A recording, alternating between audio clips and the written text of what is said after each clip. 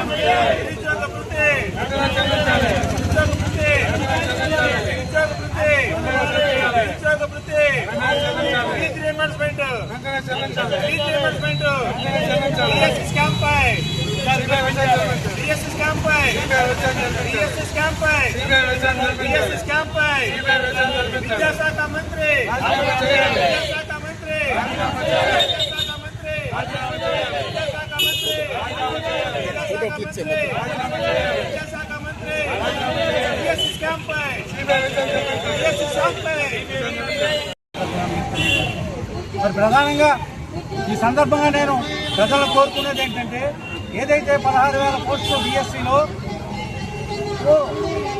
ఏదైతే స్పోర్ట్స్ కోటాలో ఎవరైతే స్పోర్ట్స్ అధినేతలు ఉన్నారో, ఆయా బ్రాంచెస్ ఉన్నాయో ఒకటి తీసుకొచ్చి ఎవరైతే స్పోర్ట్స్ కోటాలో ఉన్నటువంటి వ్యక్తులు ఆ స్పోర్ట్స్కి అధ్యక్షులుగానో చైర్మన్ గానో ఆ సంస్థకు ఉండి వారు ఎవరైతే రాష్ట్ర ముఖ్యమంత్రి చంద్రబాబు నాయుడు గారి బంధువర్గం అనే ఈ సందర్భంగా మీ అందరికీ నేను తెలియజేసుకుంటున్నాను.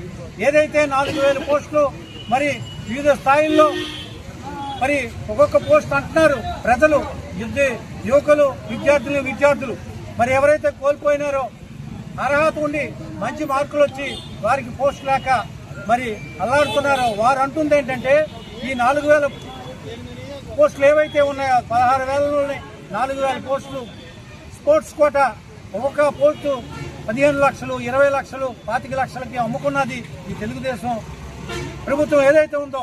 ఈ పార్టీ తెలుగుదేశం పార్టీలో విద్యాశాఖ మంత్రిగా పనిచేస్తున్నటువంటి నారా లోకేష్ గారు ఆధ్వర్యంలో జరుగుతున్నటువంటి ఈ విద్యా కుంభకోణాన్ని వెలికితీసి పేద ప్రజలు, విద్యార్థులు పెద్ద ఎత్తున ఈ రాష్ట్రంలో ఉద్యమం చేపడుతున్నారు. కాబట్టి దానిలో భాగంగానే ఈ రాష్ట్రంలో ఈరోజు సాలూరు నియోజకవర్గంలో ఈ కార్యక్రమం చేపట్టాం.